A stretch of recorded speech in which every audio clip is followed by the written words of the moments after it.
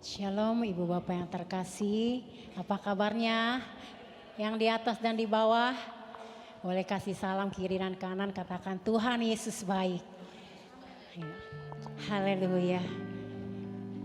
Kita mengucap syukur buat 1 minggu ini Tuhan telah pelihara kita. Tuhan sudah memberikan kesehatan buat tubuh kita untuk kita kembali datang beribadah di tempat ini. Kita akan sama-sama naikkan pujian gini, ku cari wajah-Mu.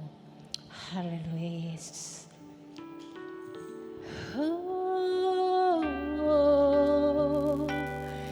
Haleluya, kita siapkan hati kita untuk masuk ke dalam hadirat Tuhan. Haleluya,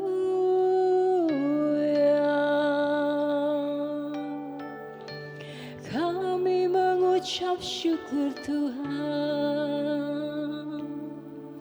Terima kasih Yesus. Ku cari wajah-Mu,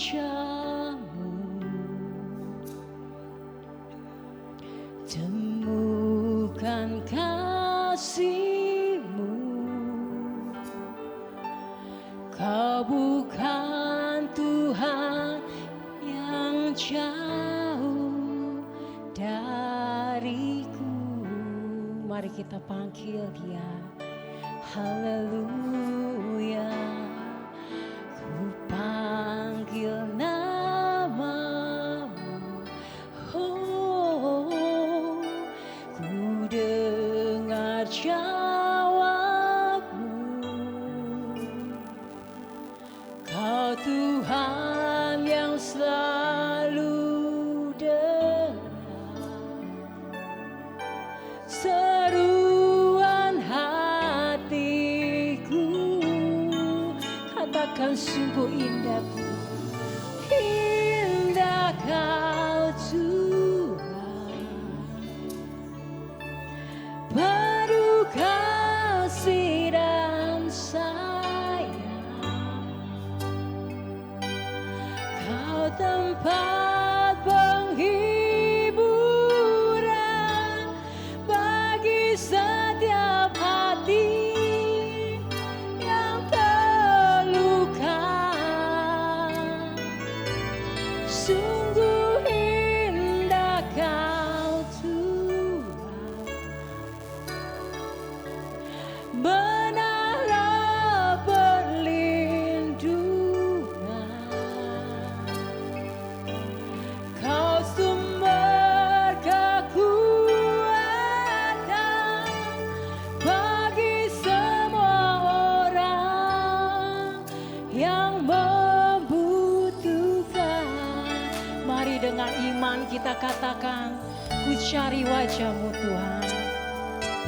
Ku cari wajah-Mu, temukan kasih Tuhan. Temukan kasih-Mu. Kau bukan Tuhan yang jauh dariku. Benar saudara, Tuhan tidak akan pernah meninggalkan kita. Panggil nama Dia. Ku panggil nama, ku dengar jawab-Mu. Ku dengar jawab-Mu. Haleluya. Kau Tuhan yang selalu dengar seruan hatiku. Sungguh indah,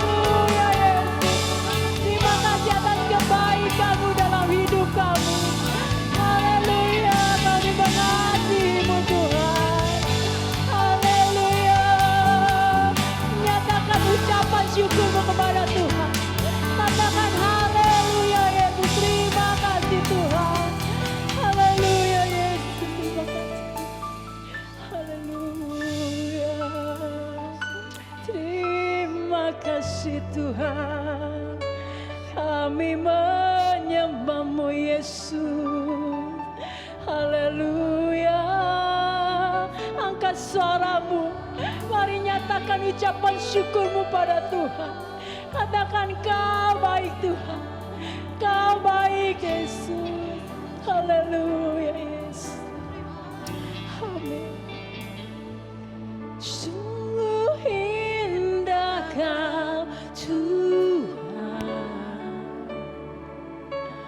Penuh kasih dan sayang.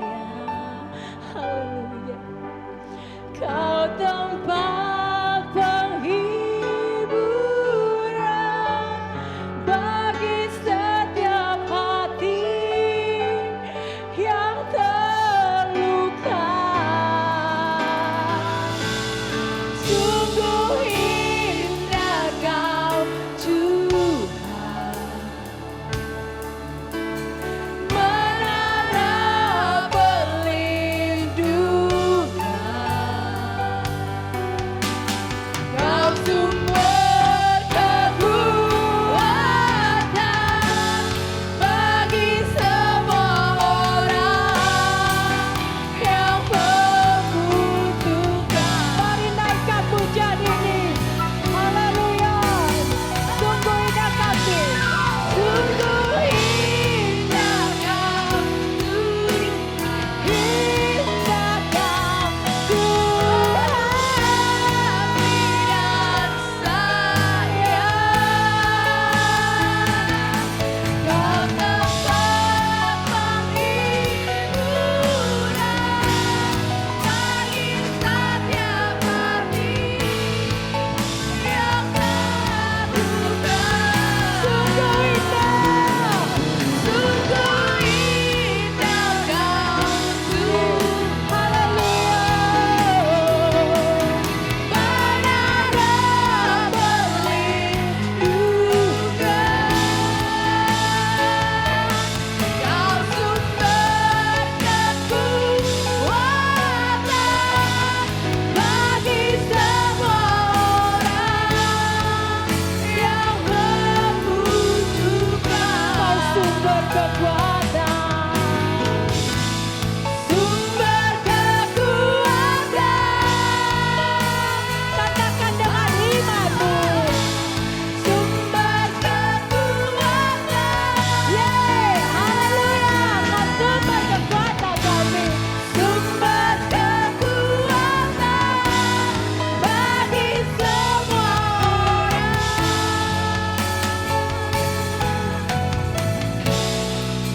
yang membutuhkan.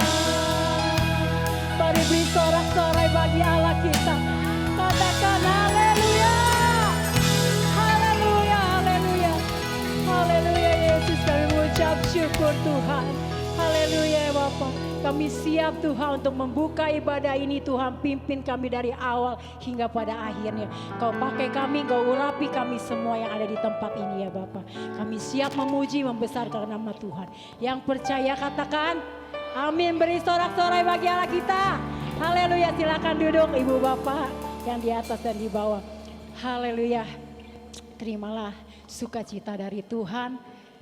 Biarlah kita merasakan terus kasih penyertaan Tuhan yang tiada berkesudahan. Amin saudara. Haleluya. Mari kita menari buat Tuhan. Berikan sorak-sorai bagi Allah kita. Haleluya. Yang di atas dan di bawah, mari kita memuji Tuhan. Tiada terukur besar kasih setiamu Tuhan. Amin. Panjang dan lebarnya melebihi lautan. Jauh tinggi berganda langit, dalamnya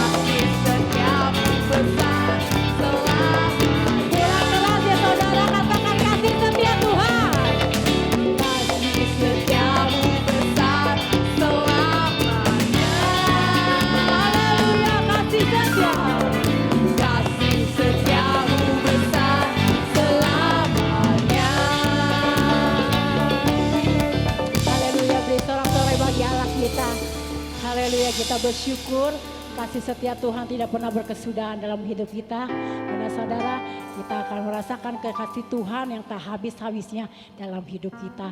Kita akan sama-sama katakan, tiada berkesudahan kasih setia Tuhan. Haleluya, mari kita bangkit berdiri, kita akan bersorak-sorai bagi nama Tuhan. Oh, katakan Tuhan kita baik, haleluya.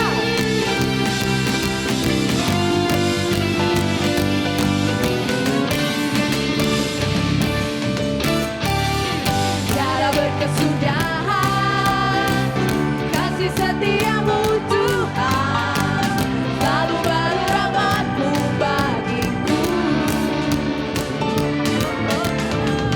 Hari berganti hari, tetap kulihat kasih-Mu, tak pernah berakhir hidupku. Katakan Tuhan Yesus baik, Tuhan Yesus baik, sungguh amat baik.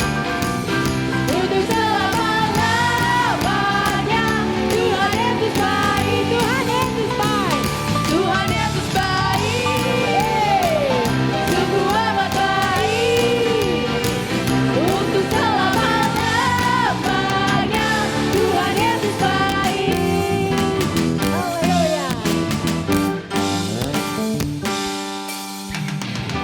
Tiada berkesudahan kasih setiamu Tuhan, selalu baru rahmat-Mu bagiku.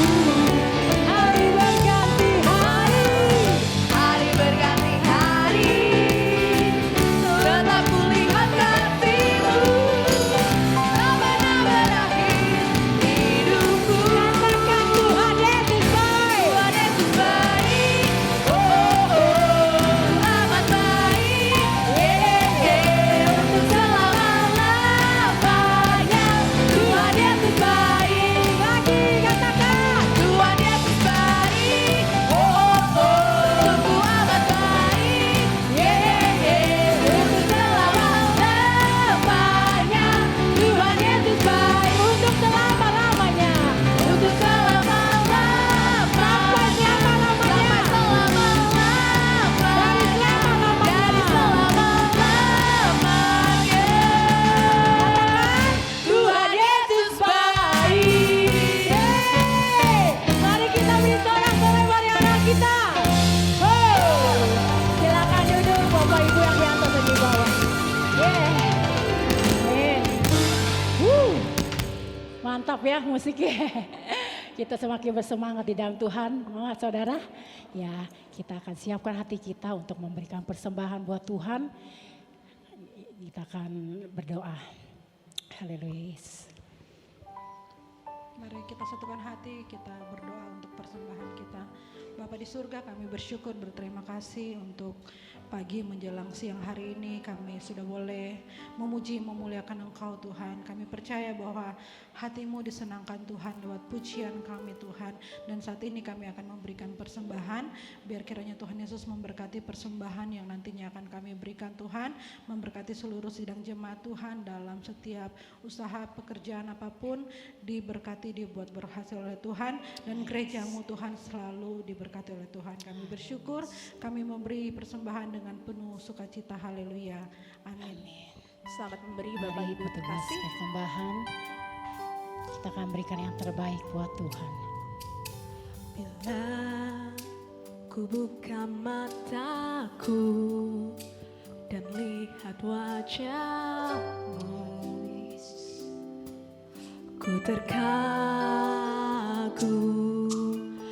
Bila ku lihat hidupku dan karya tangan-Mu,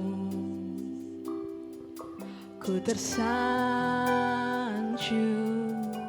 karena semua yang baik dalam hidupku itulah karya-Mu. Kau beri kesempatan yang baru dan ku ingin mengenal-Mu Tuhan lebih dalam.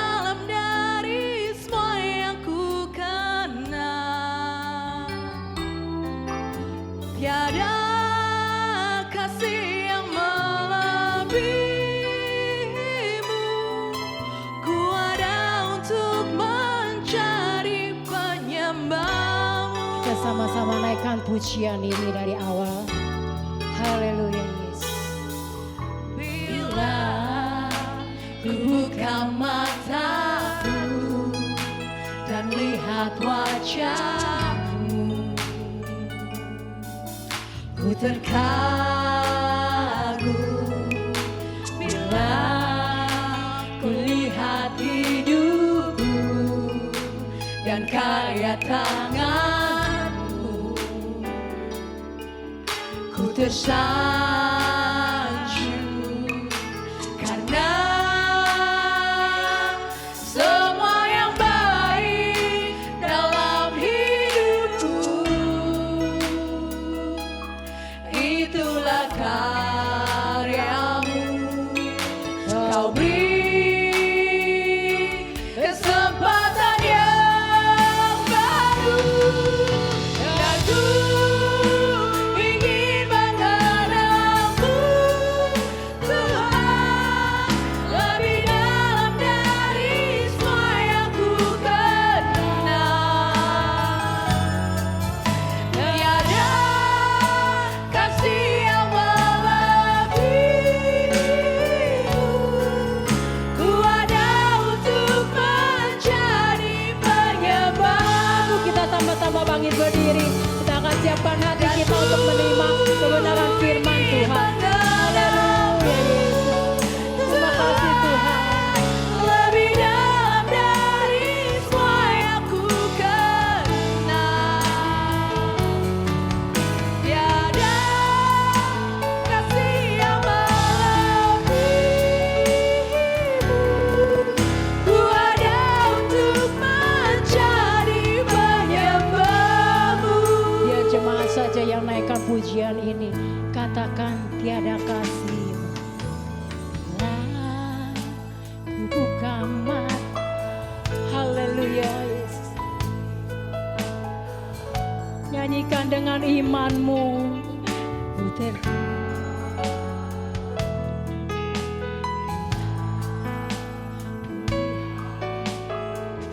Haleluya, terima kasih Tuhan buat karya tanganmu yang begitu luar biasa.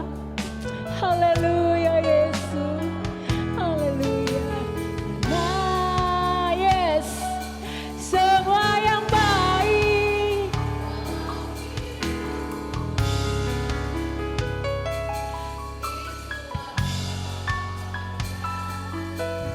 kau beri kesempatan yang baru dan ku ingin mengenalmu, Tuhan, lebih dalam dari semua yang ku kenal. Tiada kasih yang melebihimu. Ku ada untuk menjadi penyembahmu. Tiada kasih, tiada kasih yang melebihimu. Ku ada untuk menjadi penyembahmu. Ku ada untuk menjadi. Ku ada untuk menjadi. Ku ada untuk menjadi. Ku ada untuk menjadi penyembahmu. Mari berikan sorak-sorai bagi Allah kita. Haleluya. Terima kasih Tuhan.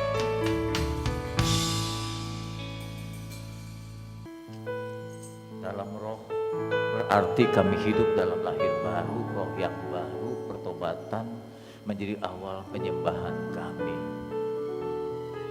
Penyembahan kami akan seturut dengan kehendak, seturut dengan firman-Mu Tuhan. Kami tidak hanya melakukan ritual, tapi kami melakukan kebenaran dan kehendak Tuhan. Kiranya hidup kami sehari-hari makin berkenan. Makin kami dekat dan intim denganmu, kami makin menyukakan hati Tuhan. Rasa gentar, kagum ada pada kami terhadap-Mu ya Tuhan. Sehingga penyembahan kami disertai dengan rasa takut akan Tuhan. Mari berbicara. Beri kami pemahaman-pemahaman yang baru. Beri kami kesadaran-kesadaran yang baru supaya kami makin mengetahui lebih dalam, lebih jauh kan kehendak Tuhan, kerinduan Tuhan. Roh Kudus penuhi kerinduan ini. Dalam nama Yesus kami berdoa. Amin. Silakan duduk saudaraku. Shalom Bapak Ibu, selamat beribadah.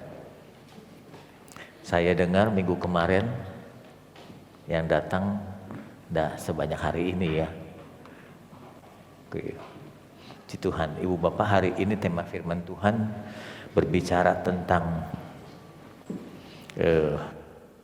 mengapa orang-orang yang sudah mengalami banyak hal rohani masih bisa jatuh dan berbuat dosa-dosa besar. Saya memberikan temanya seorang atau mungkin sekelompok atau satu bangsa yang telah mengalami berbagai mujizat masih mau dan masih berbuat dosa. Belakangan ini kita mungkin sudah sering makin bertambah hamba Tuhan yang jatuh dalam kesalahan besar.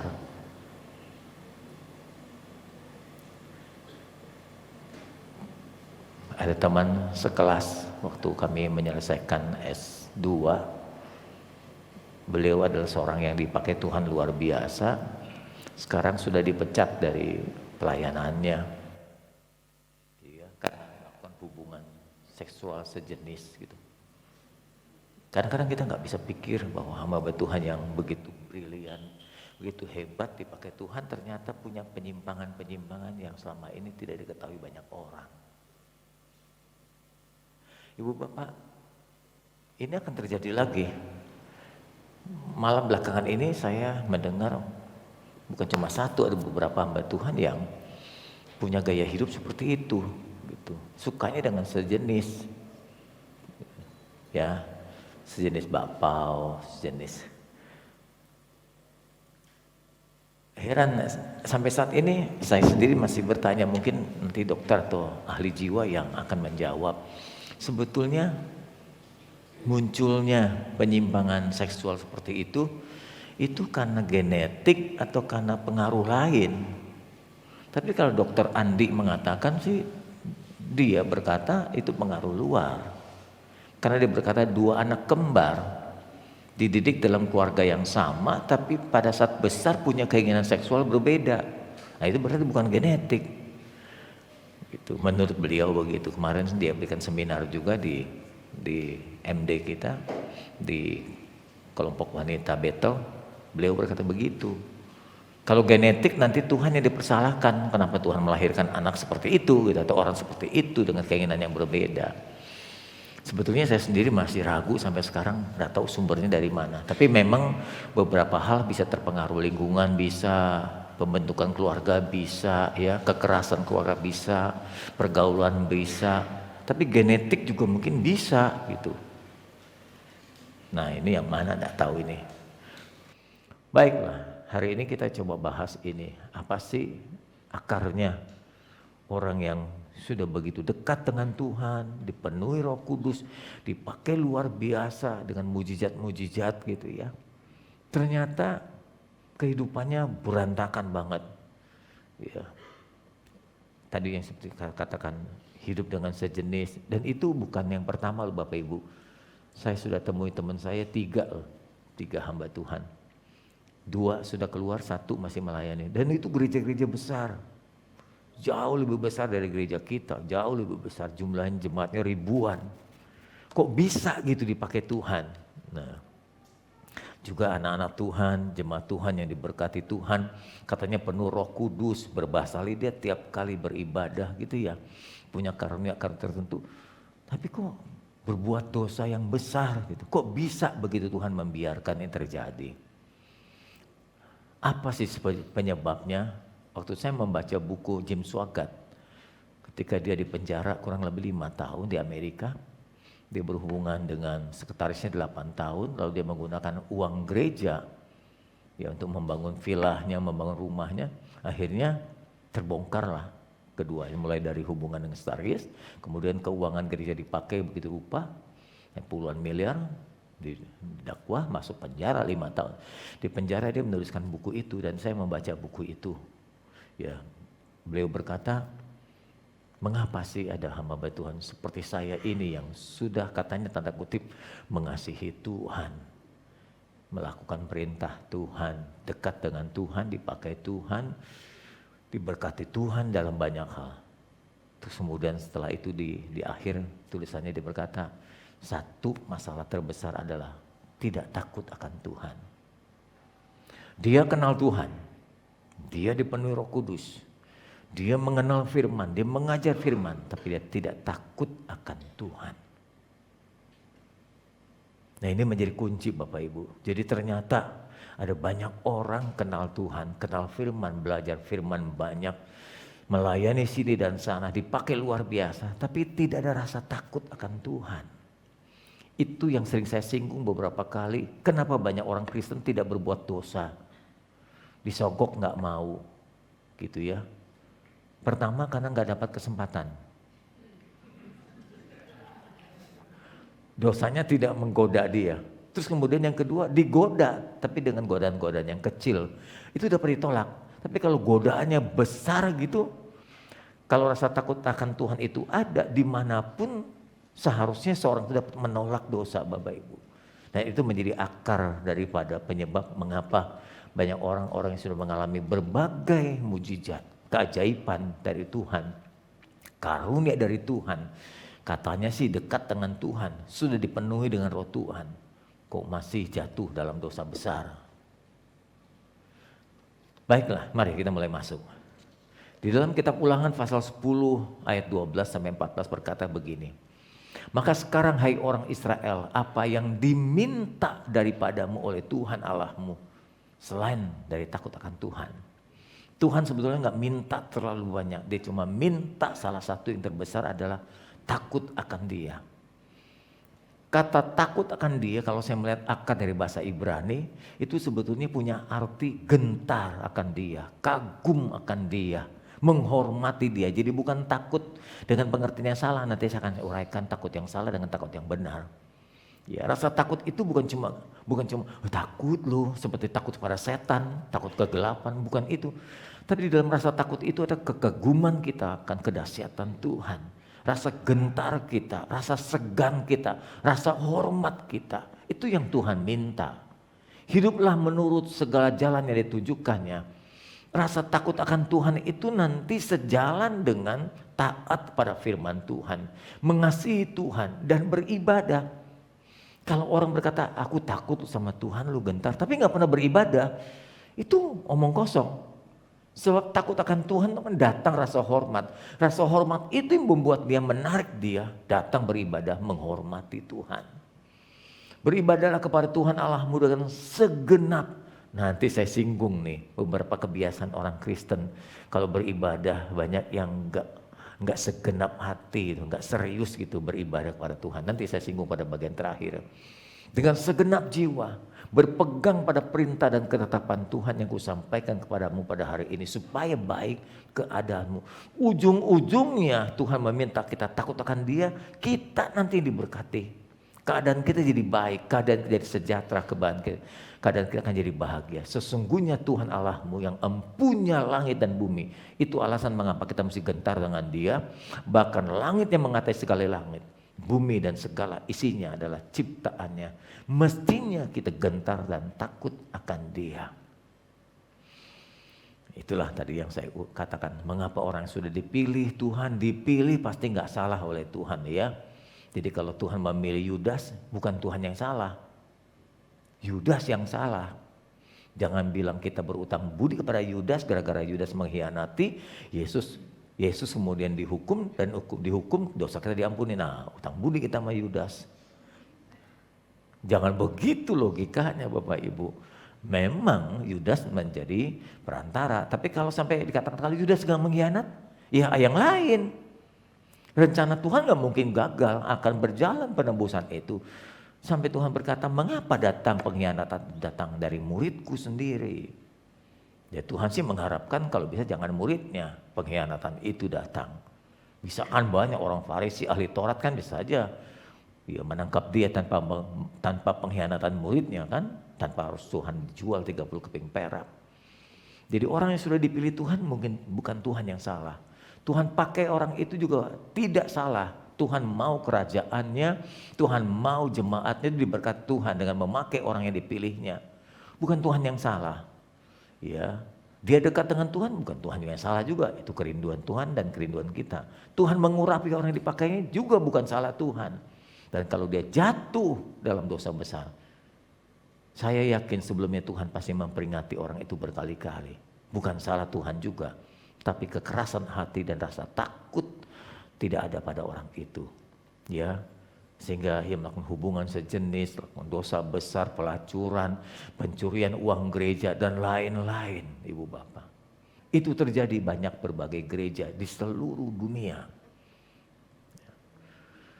Ya, jadi alasannya mengapa orang seperti ini masih bisa melakukan kesalahan besar? Jawabannya mereka walaupun tahu kenal Tuhan, tapi tidak ada rasa hormat, tidak ada rasa takut terhadap Tuhan. Jadi akarnya adalah mengasihi Tuhan katanya, penuh Roh Kudus, melayani sini sana, tapi nggak ada rasa takut. Dan itu nggak bisa diketahui orang, Ibu Bapak. Mikroskop manusia tidak bisa mengetahui rasa takut akan Tuhan itu ada pada seorang atau tidak. Dan itu dirasakan sendiri oleh kita sebetulnya. Nanti kalau sudah kejadian sesuatu baru, oh ini akarnya. Rasa gentar itu nggak ada pada kita.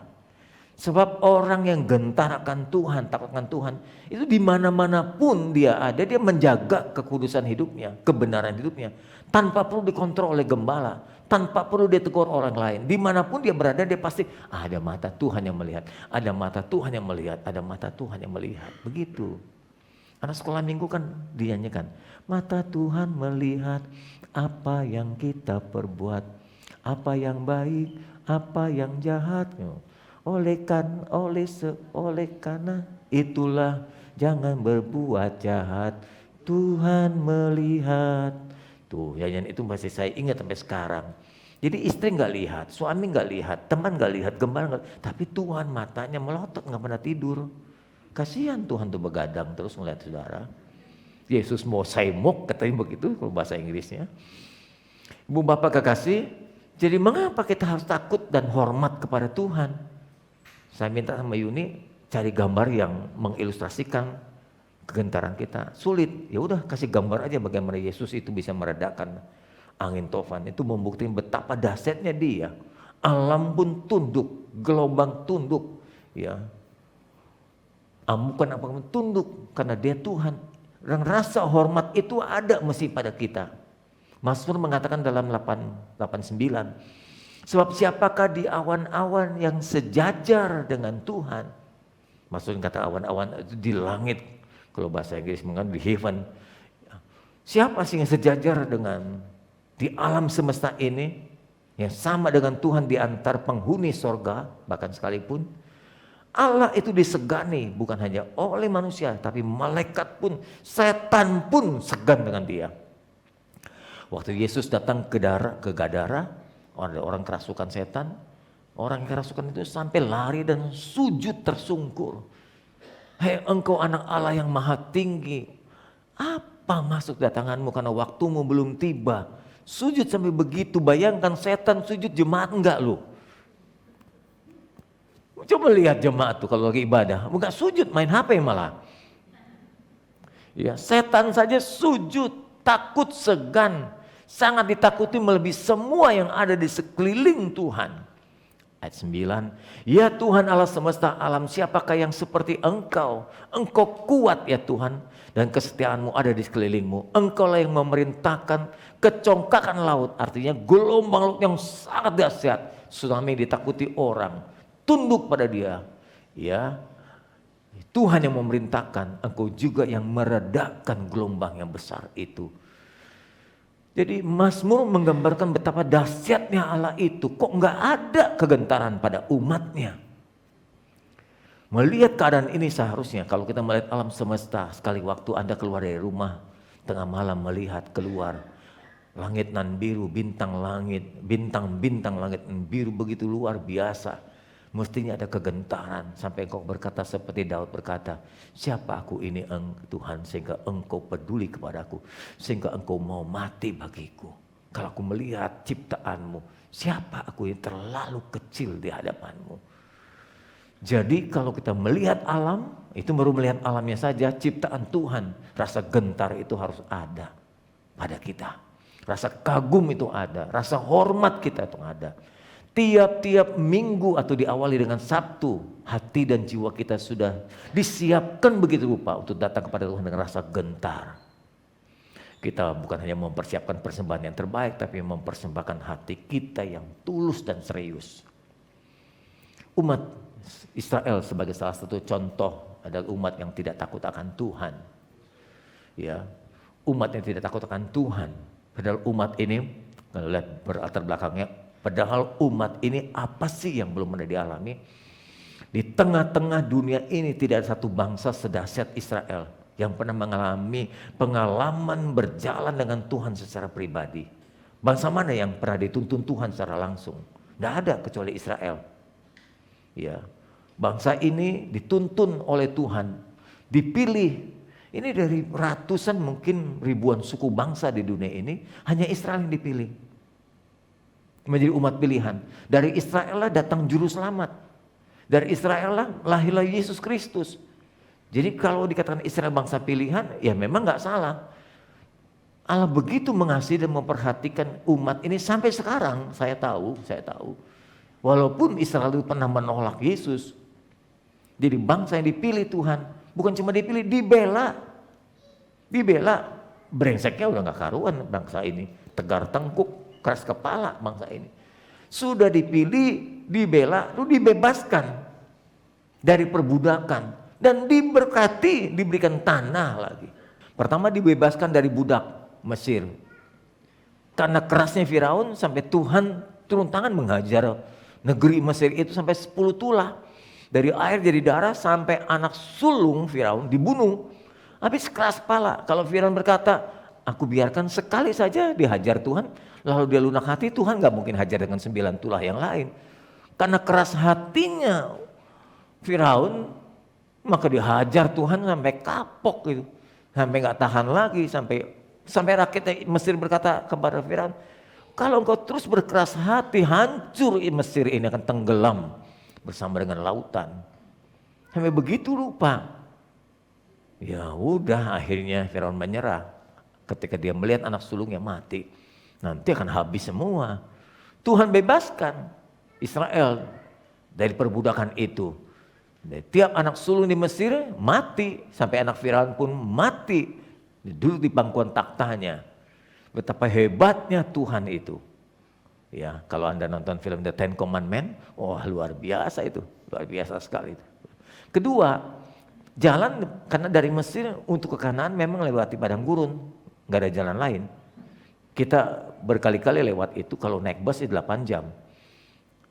Kalau naik bus, karena bus kan udah tahu jalan. Ini Israel kan nggak tahu jalan. Jadi dari Mesir mau ke tanah Kanaan, karena bandel, mestinya sih kalau nggak bandel mungkin 8 hari, 20 hari sampai lah paling telat ya. Karena bandel diputar-putar sama Tuhan 40 tahun. Jadi maaf, kalau ada anak Tuhan juga yang muter-muter rezekinya nggak nambah-nambah, begitu aja dari muda sampai tua gitu ya. Ya mungkin bandel kali ya. Kok nggak iya, nggak amin? Ya, aku telah mendengar sungut-sungut orang Israel. Pada waktu senja kamu akan makan daging. Masuk dari Mesir ke tanah Kanaan lewat padang gurun. Di padang gurun nggak ada mall, nggak ada pasar, nggak ada supermarket, apalagi zaman waktu itu ya. Jadi sulit mendapatkan makanan. Jangankan untuk bisa cari supermarket, menanam sayuran saja nggak bisa dulu.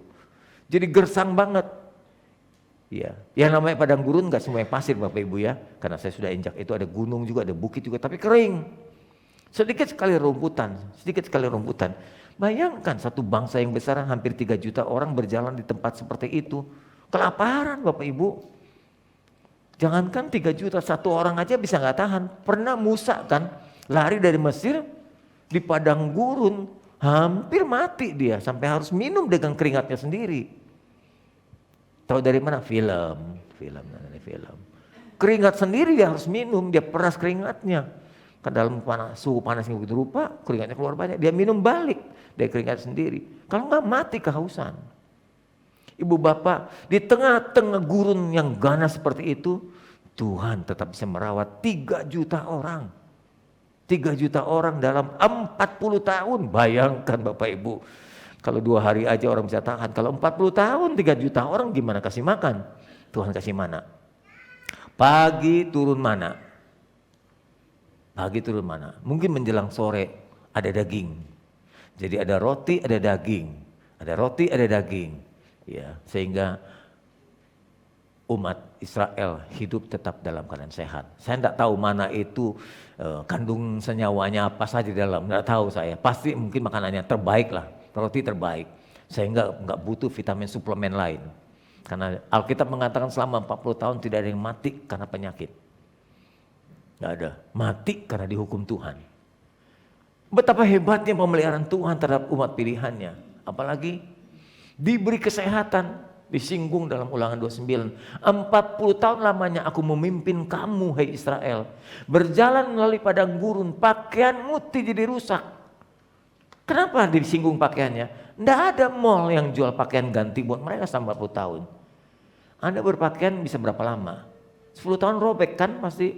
Apalagi yang berkeringat.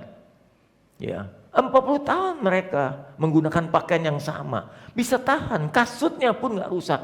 Kasut lebih parah lagi karena diinjak terus. Ya, orang-orang yang badannya berat pasti sepatunya gampang diganti. Karena beban itu menekan ke bawah kan. Sepatu karetnya akan menipis dan robek. Ya. Saya yang ringan begini saja harus ganti beberapa tahun sekali sepatu itu. Sepatu yang saya pakai buat olahraga itu nggak tahan beberapa tahun. Harus ganti lagi karena karetnya habis dan tipis. Bangsa ini kasutnya pun diperhatikan Tuhan loh. Pakaiannya diperhatikan Tuhan, tidak rusak apalagi tubuhnya. Tuhan begitu hebat memelihara kesehatan umatnya. Dan lebih dari itu, padang gurun kan kalau siang panas, malam dingin, jadi perbedaan suhunya itu bisa jauh sekali Bu Bapak. Malam, siang itu bisa 51 derajat. Dari mana saya tahu? Saya berkali-kali jalan di Mesir, di padang gurun 51 termometer di bus itu naik kelihatan 51. Keluar itu rasanya kayak dapur. Nah, malam hari kalau ke sana dingin. Jadi orang bisa mengalami dehidrasi. Ibu bapak kekasih, Tuhan kasih tiang awan.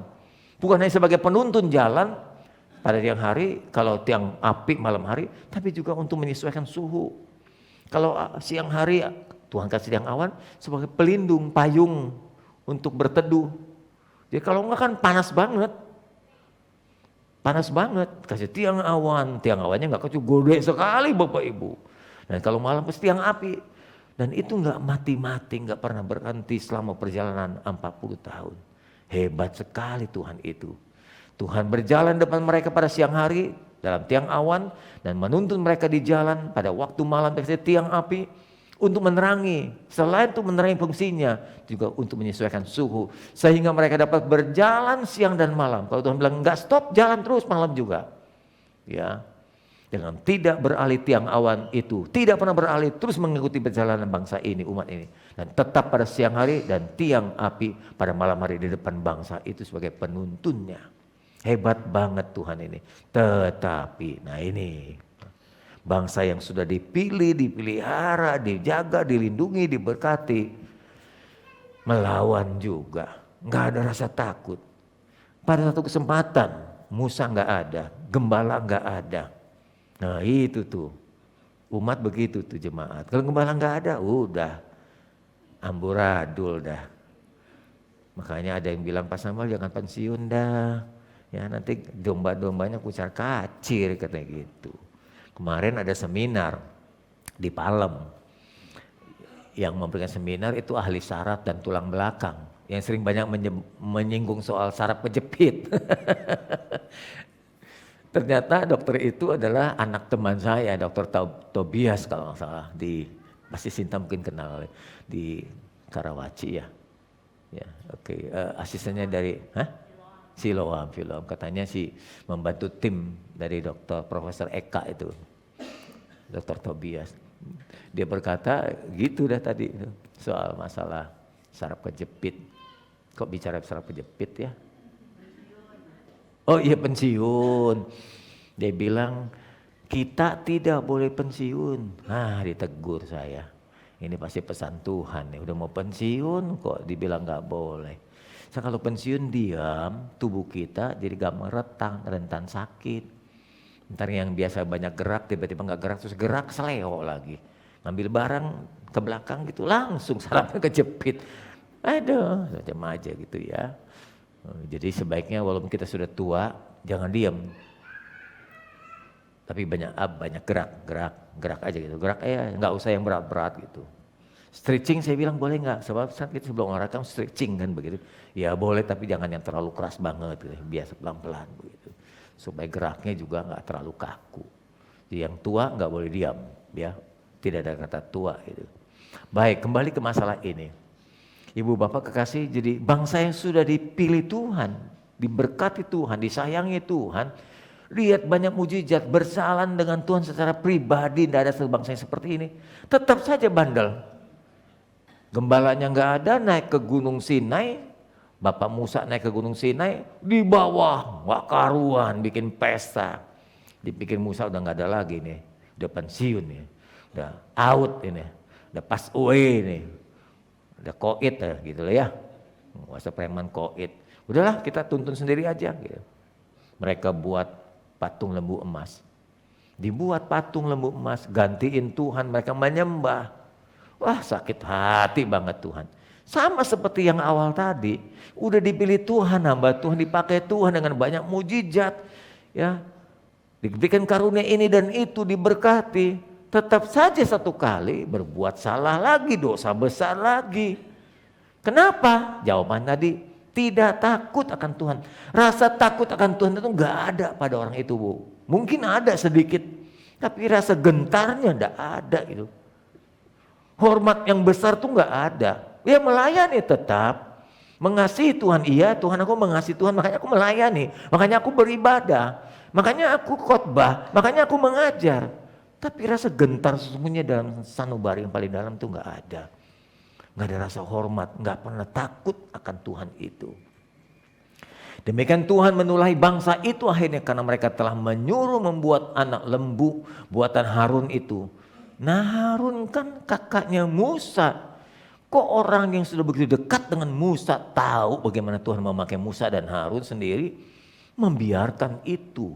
Umatnya berbuat dosa besar sekali, menggantikan posisi Tuhan, membuat berhala. Saya beritahu saudara, yang namanya berhala adalah kan prinsipnya begini, sesuatu yang menggantikan Tuhan atau sesuatu yang telah menjadi nomor satu dalam hidup kita, Tuhan tergeser, nggak terlalu penting lagi, entah jadi 2, 3, 4, mungkin 5, maka yang sesuatu yang nomor satu ini jadi berhala. Bisa saja patung, tapi bisa juga hobi. Hobi juga bisa saat Sabat, Minggu mesti kita mencari Tuhan, menomorsatukan Tuhan. Kita ganti dengan memancing, kita mengganti dengan menonton bola, kita mengganti dengan main catur, kita mengganti dengan reuni, kita mengganti dengan datang ke ulang tahun teman. Nah hati-hati loh. Mana lebih prioritas bagimu? Bisakah engkau berkata, aku datang nanti ulang tahun setelah kebaktian ya. Sorohani lu, aku takut akan Tuhan. Aku lebih takut dengan Tuhan, aku lebih hormat pada Tuhan. Ya, begitu mestinya, berani dong. Lah yang memberikan nyawa kita siapa? Kita pergi ke ulang tahun teman. Yang memberikan ongkos berkat itu siapa sesungguhnya? Yang memberikan kesehatan sehingga kita bisa melangkah ke ulang tahun teman itu siapa sebetulnya? Nah kalau dia nggak kasih umur panjang, dia nggak kasih kesehatan, dia nggak kasih rezeki buat kita kan nggak bisa melangkah ke sana. Berani gak kita berkata nanti ya habis ibadah saya baru ke tempatmu. Nanti menang udah pulang, enggak apa-apa yang saya cari cuma kamu kok. Gitu. Kan bisa dong mestinya. Nah masalahnya gak ada rasa hormat kita. Rasa gentar itu gak ada. Saya ke gereja kok Pak? Iya kalau gak ada kegiatan yang lain. Kalau gak ada kegiatan lain aku mencari Tuhan. Tapi kalau ada kegiatan lain maka Tuhan jadi nomor 3. Ya, orang-orang yang tidak menghargai ibadah pada Sabat sebetulnya dia sedang memberhalakan dirinya sendiri. Saya ulang lagi, Pak, apa hubungannya kalau nggak beribadah? Kalau tidak beribadah berarti kita tidak membutuhkan Tuhan, bukan? Secara langsung, kita nggak butuh Tuhan, maka saya nggak beribadah. Karena saya nggak beribadah, saya nggak butuh Tuhan, saya bisa hidup sendiri kok. Maka dirimu menjadi Tuhan bagimu sendiri. Dan dirimu bisa jadi berhala yang menggantikan posisi Tuhan seperti anak lembu emas ini, Bapak Ibu. Jangan main-main. Orang-orang ateis itu menganggap Tuhan nggak ada. Dan Tuhan itu adalah dirinya sendiri.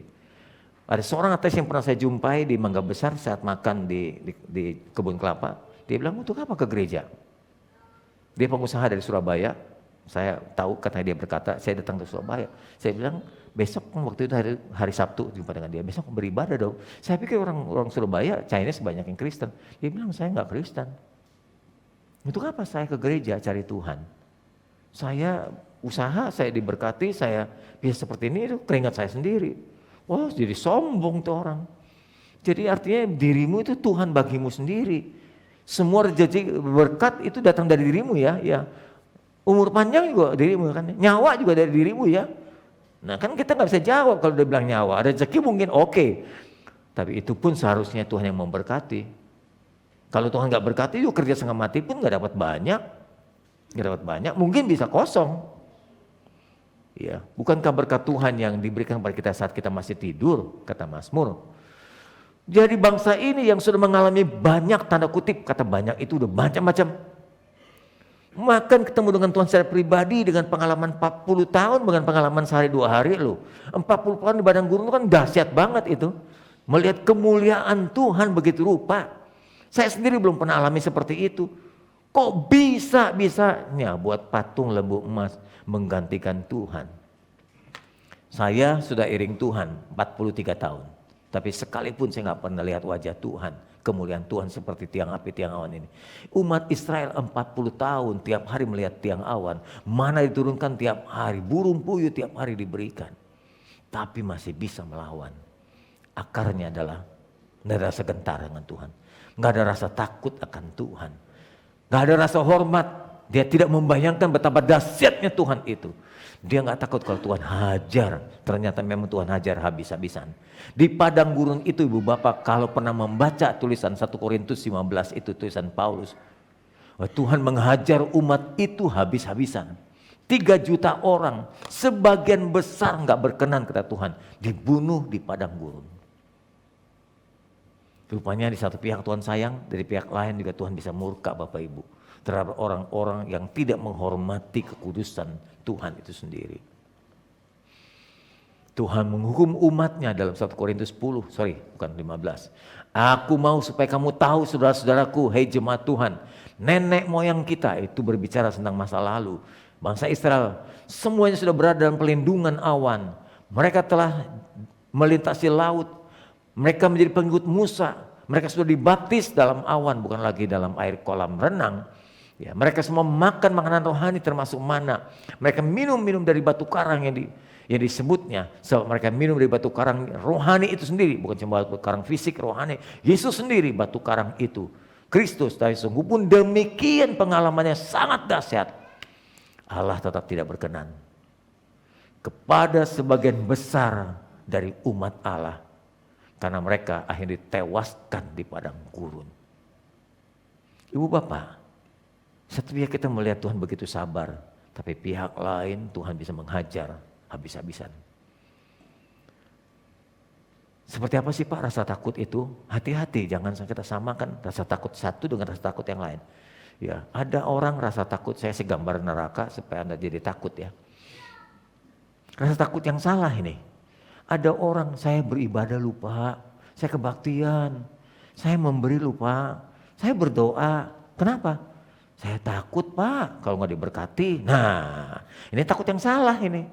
Jadi kalau kita memberi, mengembalikan perpuluhan, mendukung pelayanan Tuhan, memberi persembahan, mendukung pelayanan-pelayanan sosial dan seterusnya, itu bukan karena supaya nggak diberkati. Itu rumusan yang salah. Yang benar adalah karena saya sudah diberkati, jadi saya bisa memberi. Gimana kita bisa memberi kalau kita nggak pernah diberi lebih dahulu? Jadi kita bisa memberi karena saya sudah diberi.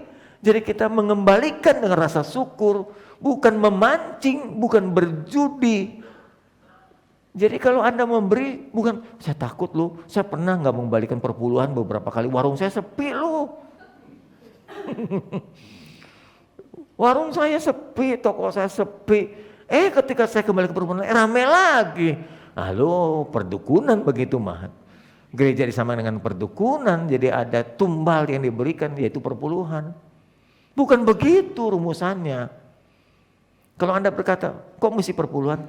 Kalau perpuluhan saja tidak kita kembalikan, bagaimana kita bisa memberikan seluruh hidup kita?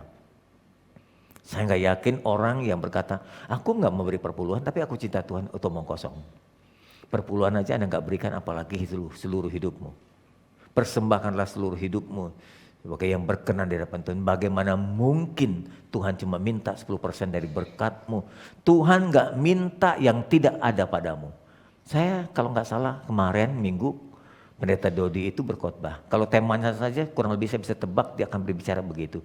Tuhan tidak meminta daripadamu yang tidak ada padamu.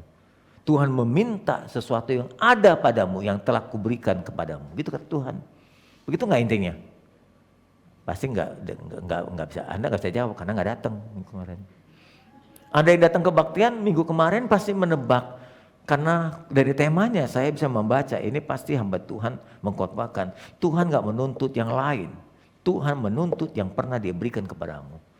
Kalau Tuhan sudah berikan kepadamu, engkau tidak bisa memberikan sebagian kecilnya cuma 10%. Bagaimana mungkin Tuhan menuntut lebih banyak? Kalau engkau berkata aku mengasihi Tuhan, omong kosong. Omong kosong. Untuk yang kecil 10% saja engkau tidak taati, apalagi 100% seluruh hidupmu. Jadi apalagi yang berkata aku takut nggak diberkati, makin parah lagi pengertian kita yang keliru. Rasa takut itu nggak benar, rasa takut itu nggak benar. Ya, takut nggak lulus ujian. Ada lagi, saya doa lupa kenceng, kenapa? Anak saya mau ujian. Dulu remaja-remaja di Mangga 2, nggak remaja kan jarang doa, malas remaja mah. Ya, kebanyakan yang banyak doa tuh yang udah usur-usur. Yang udah deket sama tanah gitu tuh biasanya doanya lebih kenceng karena dia tahu waktunya hampir habis. Satu kali remaja itu kumpul di gereja. Saya dulu kan gereja kita saya bangun di atas rumah mama, papa. Jadi kalau ada kegiatan di atas gereja kedengeran di bawah. Saya bilang rame banget ini siang-siang hari. Saya naik ke atas. Wah, remaja 40-50 orang doa loh. Saya panggil ketua remajanya waktu itu si Amin udah meninggal. Alfia tahu ya Amin meninggal ya karena gagal jantung. Saya bilang, Min kenapa itu pada doa? Terus dia bilang gini, anak-anak mau ujian minggu depan Pak Samuel. Oh mau ujian, pantas kenceng banget doanya, mau ujian. Selesai ujian saya ngomong sama mereka, anak-anak sekalian kalian salah. Mulai besok jangan datang ke gereja lagi, saya tutup gereja. Kok gitu? Belajar, masih ada sisa 6 hari. Jadi belajar dengan sungguhan sebelum ujian datang. Jangan doa. Tuhan tidak akan jawab doamu. Tuhan udah ngomong sama saya tadi. Tuhan udah ngomong sama saya. Dengan cara begitu tidak mendewasakan jemaat. Giran butuh mau ujian doa. Lo kalau nggak ujian nggak pernah doa dong kalau begitu. Apaan sih begitu? Gembala akan bertanggung jawab untuk pertumbuhan rohani jemaat. Apaan dari remaja yang begitu? Mau ujian baru doa. Kalau nggak ujian nggak doa. Jemaat Tuhan gitu, kalau ada ujian ada masalah berdoa. Nggak ada masalah nggak doa. Kacau lah. Saya bilang berkali-kali, kalau engkau berdoa bukan karena engkau ada masalah. Engkau datang berdoa karena ada orang lain bermasalah. Dan engkau mendoakan masalah orang lain. Bukan itu dirimu sendiri dong. Jadi kalau gitu berdoa tiap hari. Jangan aku takut. Kalau nggak doa nanti nggak lulus ujian, nggak naik gaji, nggak diberkati, macam-macam itu rasa takut yang salah seperti itu Bapak Ibu. Yang ketiga, takut usaha bangkrut. Saya ngeri banget, apalagi zaman sekarang usaha susah, dikit-dikit ditipu orang, dikit-dikit ditipu orang. Aku doa terus lah biar kencang gitu. Itu juga rasa takut yang salah itu. Takut bangkrut itu rasa takut yang keliru dengan cara berdoa dan segala macam. Rasa takut apalagi rasa takut kena kutuk gitu. Iya. Makanya aku harus beribadah, aku berdoa, aku taati firman. Takut-takut seperti ini keliru dan salah Bapak Ibu. Apalagi ini, takut masuk neraka. Oh, kenapa begitu? Dasar yang benar bukan karena takut, tapi karena mengasihi Tuhan. Aku percaya Yesus karena aku mengasihi Dia, melihat korbannya yang luar biasa. Aku jadi Kristen di pengikut Yesus dan mentaati perintahnya. Aku ada rasa gentar dan takut kepada Dia karena aku mengasihi Dia.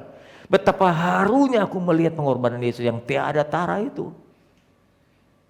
Jadi bukan neraka. Dulu saya pernah berkhotbah, andaikan sorga tidak ada, neraka dihilangkan. Masih nggak kita percaya Yesus? Masih nggak kita ikut Yesus?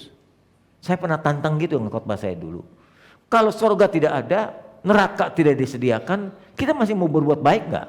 Udah nggak ada neraka. Kalau mamanya sorga nggak ada, biasa saja nanti. Atau hidup terus di dunia ini nggak ada sorga. Ya, masih nggak mau ikut Yesus? Jadi kalau motifnya benar kita cinta Tuhan, kita nggak pernah pikirkan neraka sorga lagi. Bagaimana cara membalas kasih Dia? Bagaimana membalas cinta Tuhan seharusnya? Motifnya benar. Kayak lagi saya mengambil perkataan Sinta waktu kemarin celebration dari Maria. Ada puisi yang mengatakan, aku mengasihimu, aku merawatmu, tapi aku tidak meminta balasan daripada anak-anakku. Gitu kan kalimatnya? Jadi kalau orang tua merawat anak, membesarkan anak, menyekolahkan anak, bukan mengharapkan ini investasi saya di masa depan. Nanti kalau saya udah tua, nah kamu sekarang balas saya ya. Enggak gitu orang tua ya. Saya juga bilang sama anak gitu, jangan pikirin papa mama. Enggak usah, kalian pikirin diri sendiri. Papa mama sudah hampir cukup menyekolahkan kalian sampai S2. Sekarang kalian udah mandiri, dari 4 anak 3 sudah mandiri semua. Ya, jangan berkata bagaimana balas cinta pada papa mama, enggak usah balas. Kita punya biaya sendiri untuk hidup. Saya punya tabungan sendiri buat hari tua. Saya sudah menabung dari muda. Saya punya prinsip gini, hari tua jangan hidup bergantung sama anak. Ini saya ya, kalau Anda terserah ya. Tapi saya punya prinsip begitu. Saya tidak mau bergantung hidup dengan anak. Tapi kalau saya mengabdikan diri buat anak, itu adalah kewajiban saya. Itu karunia Tuhan yang diberikan kepada saya harus merawat anak dengan baik sampai dia berhasil. Itu tanggung jawab saya. Tapi anak tidak punya tanggung jawab buat untuk merawat orang tua. Tidak ada keharusan untuk membalas. Itu adalah pengabdian saya. Nah kalau kita juga mengasihi Yesus dan Tuhan, nggak usah pikirin sorga. Itu otomatis ya. Kayak nggak bilang nggak ada. Otomatis Tuhan berikan yang terbaik. Orang nyawanya saja diberikan, masa dia nggak berikan tempat yang baik buat kita. Andaikan tuh kalimat, ya seandaikan saja. Sorga nggak ada, aku tetap mengasihi dia. Aku mencintai dia, aku melayani dia. Karena dia telah mati buat saya. Kan begitu seharusnya toh. Ya, jadi rasa takut dengan neraka itu bukan alasan yang terbaik. Walaupun itu memang kadang-kadang diperlukan. Tapi alasan terbaik karena aku mengasihi Tuhan. Rasa takutku, rasa gentarku, rasa sayangku, cintaku pada Tuhan yang membuat aku melayani dan mengikut Dia. Jadi dasar takut tadi itu salah. Yang benar ya Pak? Yang benar mesti dasar rasa hormat, rasa cinta, rasa sayang, rasa mengasihi Tuhan. Kalau sampai anak ingin merawat orang tua, itu karena hormatnya. Bukan karena tuntutan, bukan karena kewajiban. Karena cinta pada orang tua. Aku mengasihi dia, dia pernah melahirkanku. Bahkan dia menyambung nyawa mungkin demiku. Kan ada ibu-ibu hampir mati melahirkan anaknya kan. Ya, waktu bersalin. Waktu zaman itu ya, zaman sekarang mungkin mau lebih modern dokter-dokter sekarang. Dulu kan melahirkan dengan waduh, mengerikan banget gitu ya. Ada orang melahirkan dengan supaya akhirnya mati. Tetangga saya yang di Mangga 2 Update meninggal. Melahirkan anak, meninggal. Anaknya selamat, ibunya meninggal. Ya, yang kita sering lewati tengah malam itu rumahnya siapa, ibu apa itu yang di Mangga 2 Update gitu. Ibu-ibu sering kali menyambung nyawa untuk anaknya. Jadi kalau anak sampai mau membalas cinta orang tua, karena rasa hormat, rasa sayang, cintanya, bukan kewajiban. Begitupun dengan kita. Kalau kita hormat Tuhan, cinta Tuhan, dasarnya aku mengasihi Tuhan karena Dia telah mati bagiku. Rasa takut yang benar sebetulnya makin kita benar, makin benar motif kita. Tergantung dari pengenalan kita. Makin kita kenal Tuhan, kita tahu pengorbanan Tuhan, kita tahu karya Tuhan, kita tahu perbuatan Tuhan. Maka cinta kita, rasa hormat kita makin dalam tuh. Tapi Kristen yang kulit aja cuma tahu Kristen doang gitu. Cintanya, ibadahnya nggak pernah serius. Buat kita yang makin dalam, makin intim dengan Tuhan, makin tahu dengan membaca firman-Nya, wah aku makin tahu begitu ya Tuhan ya. Waduh ternyata Tuhan memberikan nyawanya, bukan cuma surga ditinggalkan, nyawanya sendiri diberikan buat kita. Betapa hebatnya Tuhan kita ini. Kita gimana Tuhan yang mati buat kita? Kita jangankan mati, ibadah aja nggak serius, memberi aja nggak sungguh-sungguh, masih memilih-milih, melayani entar dulu gitu. Karena rasa hormat dan sayang kita itu tipis akibat dari pengenalan kita juga yang dangkal. Makin dangkal, makin tipis pengenalan kita, makin jauh cinta kita kepadanya. Makin tipis juga rasa hormat kita. Tapi makin dalam kita mengenal Dia. Makin besar rasa cinta kita dan kagum kita kepada Dia. Bergaullah makin jauh saudara. Jangan cuma ibadah. Ibadah itu gak cukup cuma seminggu sekali. Tiap hari berdoa dan baca Alkitab. Itu abrah masih ada. Abrakadabra kan? Jadi ada sulap di rumah. Ibu bapak masih ingat dengan abrah singkatannya? Ayo coba apa? Kirain lupa, Alzheimer semua. Masih baca Alkitab? Ya, ayo baca dan renungkan Alkitab. Baca renungkan, dengan begitu kita makin tahu hati Tuhan, makin tahu pikiran Tuhan, makin tahu kehendak Tuhan, makin cinta kita akan Dia, mengasihi Dia. Nih, makin jelas sekarang prakteknya nih, aplikasinya tiap-tiap hari. Rasa takut yang jelas ini ya. Rasa tanda-tanda orang yang tidak takut. Banyak sih, cuma yang saya tahu aja. Kurang lebih. Tanda-tanda yang tidak takut akan Tuhan. Ya, hidupnya munafik. Ada seorang narapidana di penjara. Saya ada 3-4 kali khotbah di Tangerang, di penjara Tangerang. Kata dia cerita begini. Kan ada narapidana kalau kumpul di ruangan penjara itu bisa sampai 20 gitu ya. Ini ada narapidana doa terus gitu, rajin doa. Pagi, siang ditanya sama temannya. Ih kamu kok rajin sih doa gitu. Ya kok kamu rajin? Ini karena agama saya. Agama saya mengajarkan saya berdoa. Tapi kan kamu pembobol rumah kosong. Nah itu pekerjaan saya. Jadi dibedain antara pekerjaan dengan agamanya. Di penjara pun dia masih doa karena agama mengajarkan gitu. Tapi keluar dari penjara dia bobol rumah orang, maling segala macam. Jadi dia bedain pekerjaan sama agama nggak ada hubungannya. Ini namanya munafik. Kalau kita takut akan Tuhan, betul-betul beragama benar mengasihi Tuhan, nggak mungkin melakukan pekerjaan seperti itu. Doa kita akan sejajar dengan rasa takut akan Tuhan dan tentu menghargai milik orang lain Bapak Ibu. Jadi jangan munafik. Agama mengajarkan doa, tapi pekerjaan mengambil milik orang lain. Itu narapidana yang nggak karuan. Kedua, seorang pegawai kantor, seringkali di kantor kehilang barang-barang tertentu. Jadi rupanya memang pegawai ini sengaja mau pulang belakangan. Kalau belakangan kan nggak ada orang lagi toh. Nah satu kali peristiwa, kalau dia pulang belakangan, dia udah punya niat nih mengambil barang ini gitu. Waktu dia mau ambil ternyata ada temannya yang tersisa juga pulang belakangan. Kelihatan teman-temannya jangan gitu lu. Pantas selama ini kantor diberitakan banyak hilang barang. Kamu ya memang bos nggak lihat tapi mata Tuhan lihat, lu dinasihatin. Tuh ya udah nggak jadi, dia bilang nggak jadi. Terus dia ngomong sambil jalan keluar. Sebetulnya yang takut sih bukan takut sama Tuhan gua, takut sama lu gua. Saya kalau Tuhan lihat, Tuhan gak lapor ke bos saya. Kalau lu yang lihat, lu lapor sama bos. Jadi gue takut sama lu daripada sama Tuhan. Anda ngerti maksudnya? Ada banyak orang lebih takut dengan orang lain daripada pada Tuhan. Dia gak ambil barang itu bukan takut sama Tuhan. Dia tahu Tuhan lihat. Tapi dia lebih takut dengan teman yang melihat. Kalau temannya melihat, lapor sama bosnya. Kalau Tuhan lihat, Tuhan gak pernah lapor. Amin. Tuhan baik.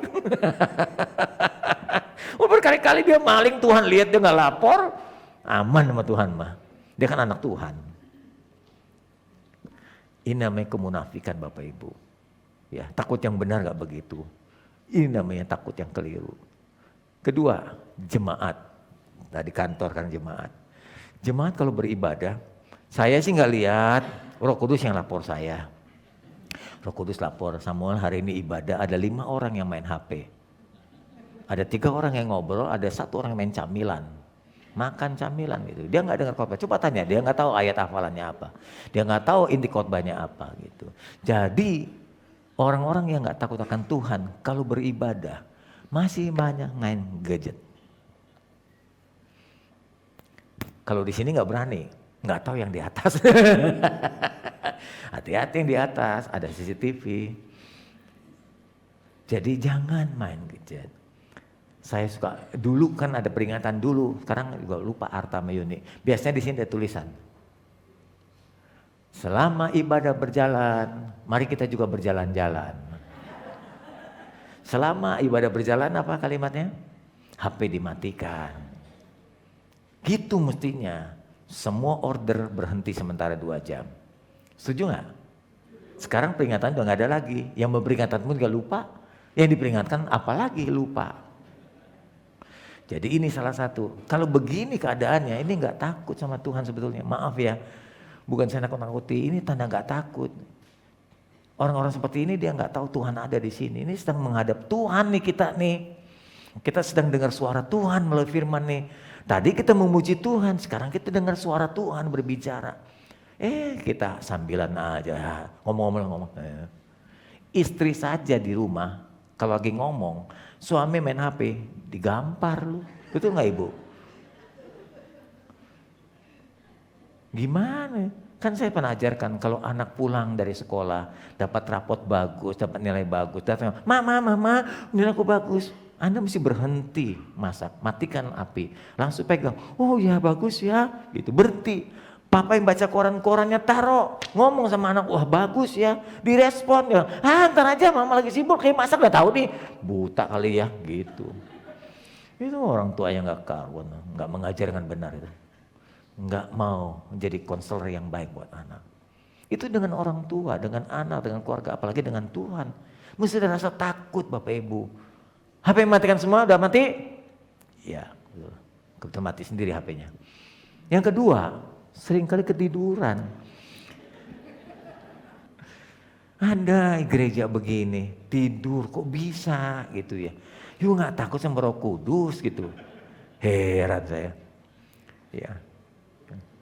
Katanya orang-orang yang suka ketiduran duduk di belakang, katanya begitu.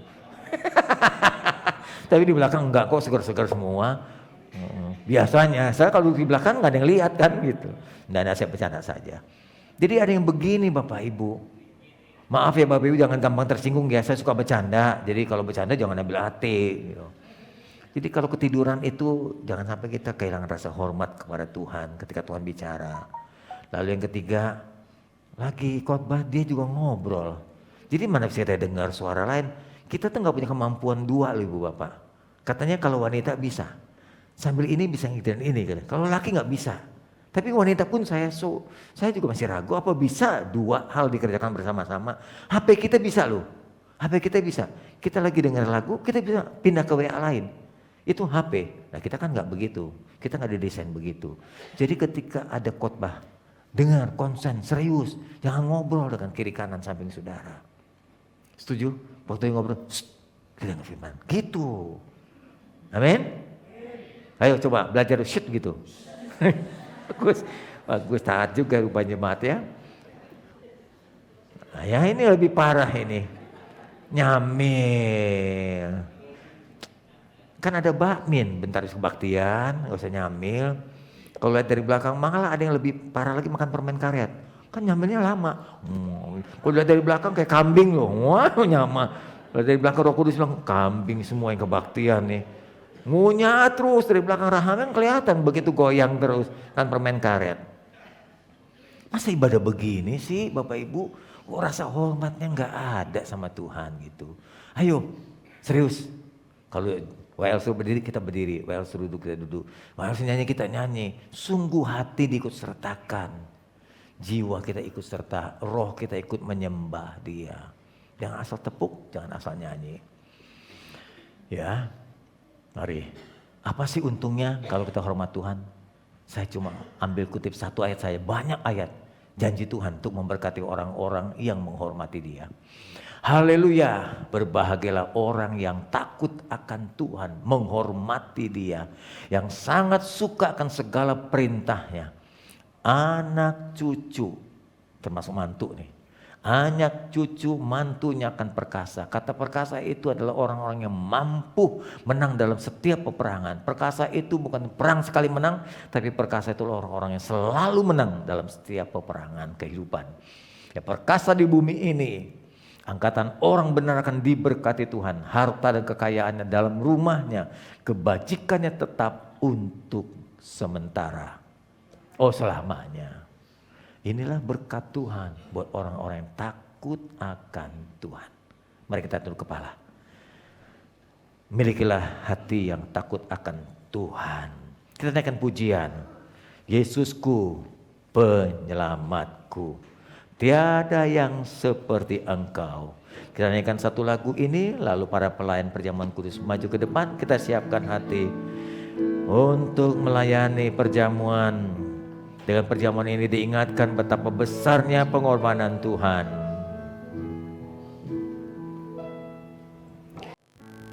Yesusku, penyelamatku, tiada yang seperti Engkau.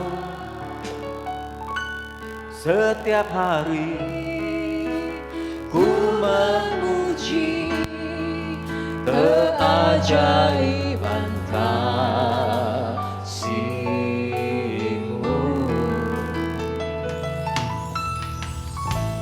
menghibur, pelindung, menara kekuatan. Biarlah semua yang bernafas tak berhenti menyembah-Mu. Nyanyi dan bersoraklah bagi Dia, pujian, hormat, kuasa bagi Raja. Gunung tunduk, laut bergelora, mendengar nama-Mu. Ku bersuka atas perbuatan-Mu, selamanya ku kasihi Engkau Tuhan. Tiada janji setia ada padamu.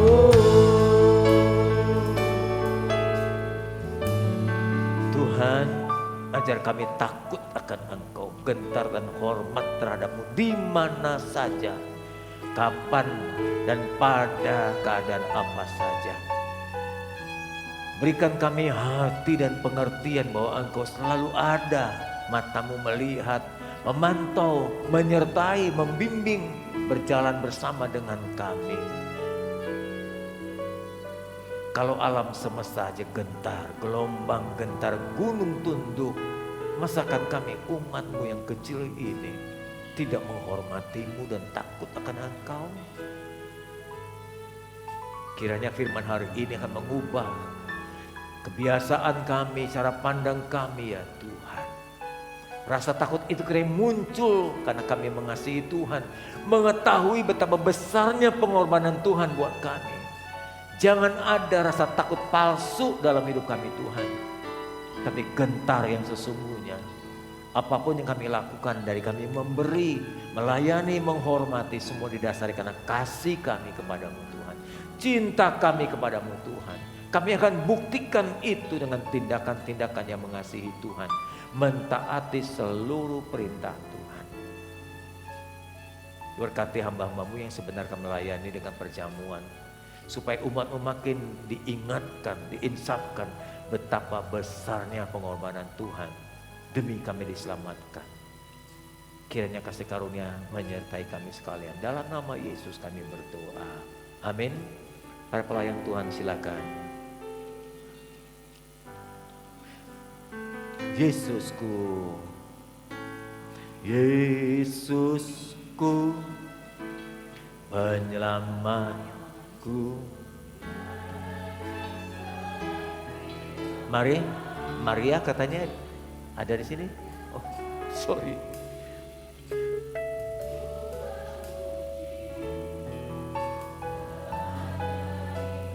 Kasihmu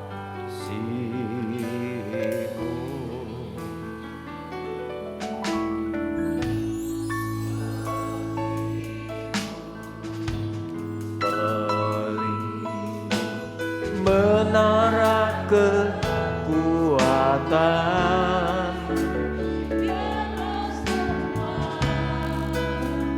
yang bernafas tak berhenti menyembahmu,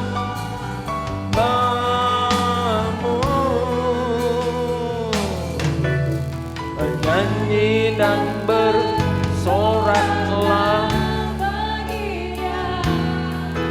pujian amat kuasa bagi Raja.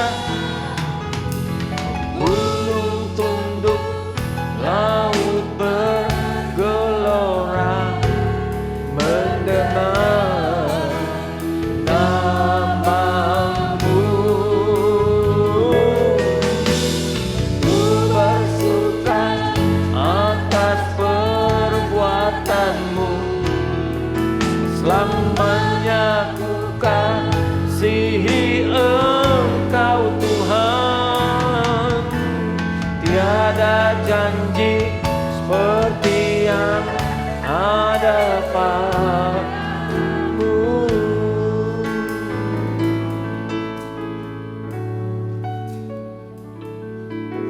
Puji Tuhan.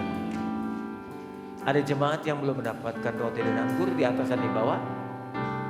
Oke, sambil kau genggam, mari dengarkan pujian dari Maria. Sesudah Maria menyanyikan, baru kita sambung melanjutkan perjamuan ini. Silakan.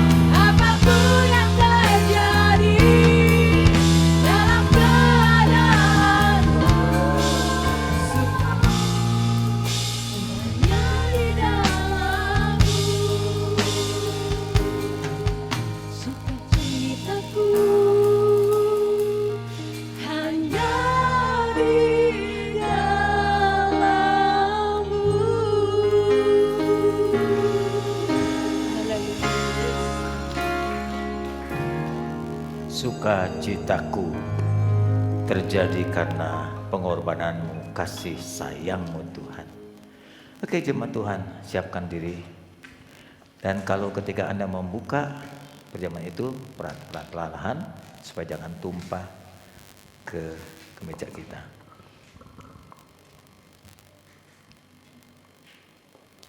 Asik.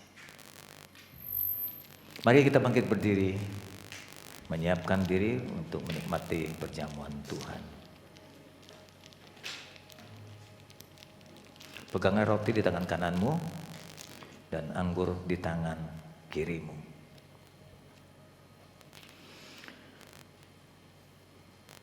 Anggur dan roti ini melukiskan tubuh dan darah Tuhan. Ini dilakukan oleh gereja kita tiap-tiap bulan supaya kita diingatkan kasih sayang Tuhan yang sangat besar, pengorbanan Tuhan, agar kita tidak melupakan seluruh jerih lelah yang Tuhan Yesus sudah kerjakan, agar muncul rasa takut dan hormat kita kepadanya, supaya kasih kita makin dalam, makin hari makin dalam, makin hari makin dalam. Mari kita dengarkan firman-Nya. Sebab apa yang telah kutuliskan ini kepadamu, aku terima dari Tuhan, bahwa Tuhan pada waktu akan diserahkan, Dia mengambil roti dan sudah itu Dia mengucap syukur atasnya. Ya, Ia memecahkan roti itu dan berkata, inilah tubuhku yang diserahkan bagi kamu. Perbuatlah ini untuk mengingat pengorbananku. Kita makan sama-sama di dalam nama Tuhan Yesus Kristus.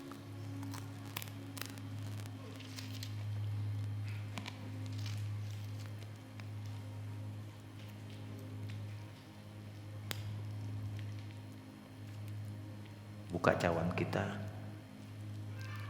lalu pindahkan ke tangan kanan, angkat tinggi-tinggi, dengarkan firman-Nya.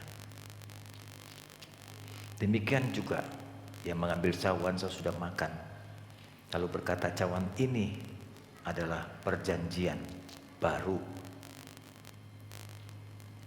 dimeteraikan oleh darahku. Lakukan ini tiap kali kamu meminumnya untuk mengingat pengorbananku. Dan tiap kali kamu makan roti dan minum cawan ini, kamu memberitakan kematian Tuhan sampai Tuhan Yesus datang kembali. Kita minum bersama-sama di dalam nama Tuhan Yesus Kristus.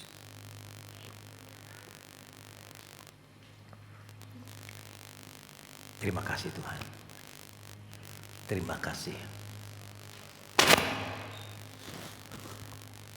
Terima kasih. Hari ini kami diingatkan kembali dengan perjamuan-Mu ini, supaya kami tidak melupakan pengorbanan-Mu, kasih sayang-Mu yang sangat besar ini. Tumbuhkan rasa kagum kami, cinta kami, hormat kami kepadamu Tuhan, di setiap tempat, setiap waktu dan keadaan. Kami percaya berkat-Mu akan menyertai kami tanpa diminta. Damai, sejahtera, kebahagiaan, kebijakan, harta dan kemuliaan-Mu ada dalam rumah kami sepanjang waktu. Terima kasih Tuhan. Ajar kami takut akan Tuhan dan melakukan perintah-perintah-Mu. Dalam nama Yesus kami sudah berdoa. Amin. Silakan duduk, Tuhan berkati. Terima kasih buat firman yang dibawakan oleh Pak Samuel C. supaya memberkati kita semua hari ini. Sementara kita akan memberikan persembahan yang kedua sambil warta jemaat ditayangkan. Kita akan petugas persembahan boleh maju ke depan. Kita akan siapkan persembahan kita yang kedua untuk rumah Tuhan. Mari kita tundukkan kepala. Bapa, kami ucap syukur Tuhan, kami sudah memuji, membesarkan nama-Mu. Kami sudah mendengarkan firman-Mu Tuhan yang sangat memberkati kami ya Bapa. Kami juga sudah menerima perjamuan kudus-Mu ya Bapa. Kini saatnya kami akan memberikan persembahan ya Bapa. Biarlah persembahan kami dapat memperluas kerajaan-Mu di tempat ini. Kau pakai tangan-tangan yang sudah memberi Tuhan. Kau berkati pekerjaan kami, berkati usaha kami semuanya Tuhan buat berhasil. Terima kasih kasih Tuhan hanya di dalam nama-Mu kami berdoa dan mengucap syukur. Haleluya. Amin. Bapak Ibu, ini keyboard baru yang selama ini kita nantikan sudah tiba. Laptop baru sudah datang juga. Speaker subwoofer baru juga sudah hadir. Jadi apa yang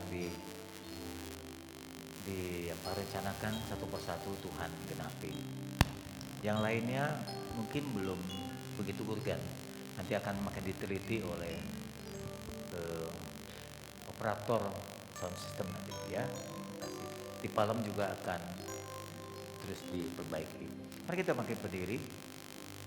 Tuhan memberkati para donatur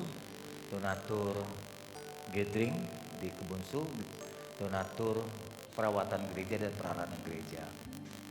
Hai. Kita naikkan pujian tadi refnya.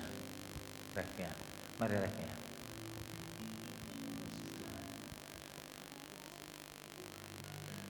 Nyanyi dan bersoraklah bagi Dia, pujian hormat kuasa bagi Raja.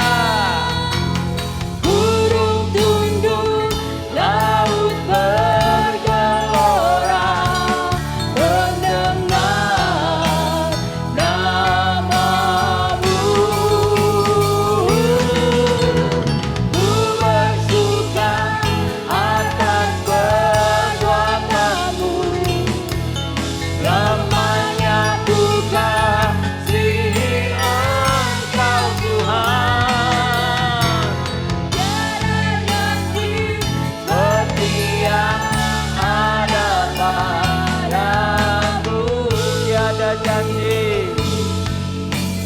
Tiada janji seperti yang ada padamu, tiada janji seperti yang ada padamu.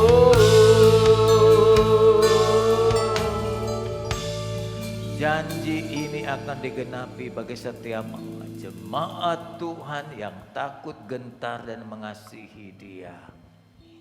Janji-janji Tuhan bukan cuma diumbar semata, tapi direncanakan untuk diberikan kepada kita umat yang disayanginya. Percayalah kalau nyawanya sudah diberikan, tidak akan berat bagi Tuhan untuk diberikan kepada kita. Tidak akan ditahankan berkat-berkatnya demi kebaikan kita, selama kita menghormati, takut akan Dia. Bawalah dirimu, jagalah dirimu sedemikian rupa. Pulanglah ke tengah keluarga dengan membawa wibawa Kristus. Biar suasana di rumah terasa rasa hormat pada Tuhan. Suasana di kantor dan tempat kerja pun akan terbawa rasa takut akan Tuhan karena kehadiran saudara semua. Angkatlah tanganmu, Tuhan mau menyertai engkau. Tuhan menghadapkan wajahnya dan memberkati engkau. Kasih karunia Tuhan dilimpahkan kepadamu. Dia berjanji terus menyertai engkau di dalam kasih yang kekal, dalam kasih Bapa, Yesus dan kekuatan Roh Kudus. Dia menyertai engkau hari ini, besok dan sampai selama-lamanya. Tuhan memberkati. Haleluya, jemaat di atas dan di bawah. Amin. Selamat hari Minggu.